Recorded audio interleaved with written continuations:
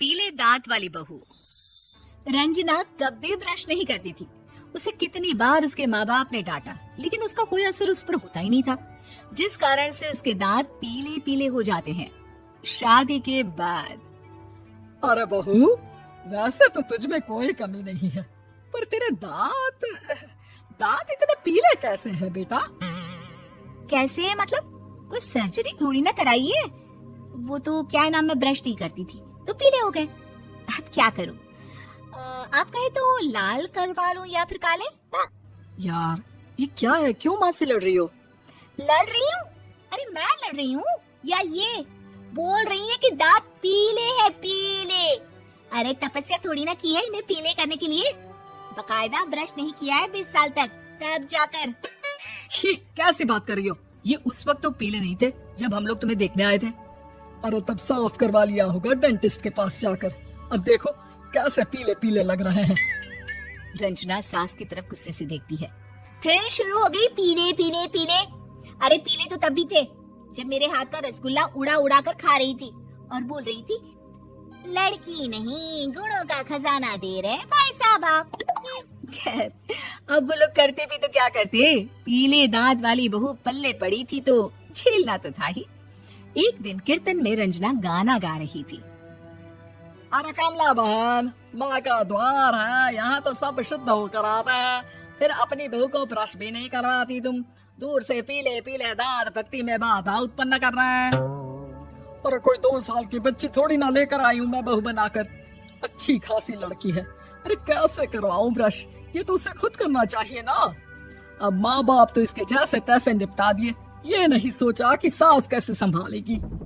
सास बहू को लेकर घर आ जाती है, लेकिन सोच लेती है कि अब इसे लेकर कहीं नहीं जाएगी। अगले रोज बहू कहती है, अरे क्या हो गया, मंदिर नहीं जाना क्या? कीर्तन का वक्त हो रहा है। मेरी मधुर वाणी से कान्हा जी जागते हैं और सोते हैं। आप तो जानती है ना उनकी भक्ति में कितना मन लगता है मेरा। वो क्या है ना, तबीयत ठीक नहीं लग रही है मेरी, आराम करूंगी मैं। तबीयत ठीक नहीं लग रही? अभी तो मिथुन के गाने पर नाच रही थी आप, और आप बोल रही हैं कि तबीयत ठीक नहीं लग रही। अरे भक्ति में मन लगा लो सासू माँ, ऊपर जाना है, क्या मुंह दिखाओगी आप? हाँ, सास को बहू की बात पर गुस्सा आ जाता है। क्या मुंह दिखाओगे, इसकी चिंता तो ना कर सब्जी, अपने मुंह की चिंता कर जो ये पीले पीले दांत लेकर हर जगह पहुंच जाती है। पता है लोग कितना मजाक बनाते हैं। ना जी ना, मैं नहीं जाना कहीं तेरे साथ। तो ये बात है, कोई ना, मत जाओ, मैं अपने कमरे में ही बैठकर भक्ति कर लूंगी। ऊपर वाला दांत थोड़ी ना देखता है, मन देखता है, भावना देखता है। और अरे बस बस, तू सब कुछ दिखा, बस ये सफेद चमकदार दांत ना दिखाना किसी को, है? जा यहाँ से। बहू को सास की बात का कोई फर्क नहीं पड़ता, वो तो जैसी थी वैसी ही रह जाती है। सुबह नहाकर किचन में खाना बनाना, फिर खाना खाना, कीर्तन भजन करना और सो जाना। एक दिन, माँ जी मैं सहेली के घर जा रही हूँ, शाम को लेट आऊंगी। हाँ हाँ तो जाना, मैंने कौन सा तेरी आरती करनी है घर पर बैठकर। रंजना सहेली के घर जाती है जहाँ वो पार्टी में जाने की तैयारी कर रही होती है। अरे शिखा, कहाँ जाने की तैयारी कर रही है? मैं गलत वक्त पर आ गई क्या? अरे नहीं यार, उल्टा सही वक्त पर आई है। मैंने ये साड़ी और ज्वेलरी निकाली है यार, शाम को इनके ऑफिस की एक पार्टी में जाना है। बताना कैसा लग रहा है ये सब? नहीं यार, इस ड्रेस के साथ तो वो वाली ज्वेलरी अच्छी लगेगी। हाँ हाँ सही बोल रही है, मैंने ध्यान ही नहीं दिया। वैसे तो हमेशा से मस्त फैशन सेंस रखती है। तो बड़ा जाती होगी ना पति के साथ पार्टी में। रंजना कुछ नहीं बोलती, बस सोचती है कि यार काश ये बात सही हो जाती, पर मैं क्यों नहीं जाती पार्टी में? क्या इन लोगों की कोई पार्टी होती नहीं होगी? रंजना घर आती है और रात में पति से सवाल करती है, एक बात बताइए, आप मुझे किसी पार्टी में क्यों नहीं ले जाते? क्या आपके यहाँ ऑफिस में पार्टी नहीं होती? पति बेचारा क्या कहता कि दांत पीले हैं तुम्हारे इसलिए। अरे कोई पार्टी होती नहीं हम लोगों के ऑफिस में, तो कहाँ से लेकर जाऊं? और मार्केट, मॉल, कहीं वीकेंड घूमना, कहीं तो। अरे यार सारे हफ्ते में एक छुट्टी मिलती है, तो सोचता हूँ कि आराम ही कर लूं। क्यों? रंजना मन मार के रह जाती है। पहले कभी सास के साथ मंदिर जाया करती थी, लेकिन वो भी सास ने ले जाना बंद कर दिया। घर बैठी बैठी रंजना बोर हो जाती है। तभी उसे आइडिया आता है और वो मायके जाने का सोचती है। सासू माँ, 2 दिनों के लिए मम्मी के घर जा रही हूँ।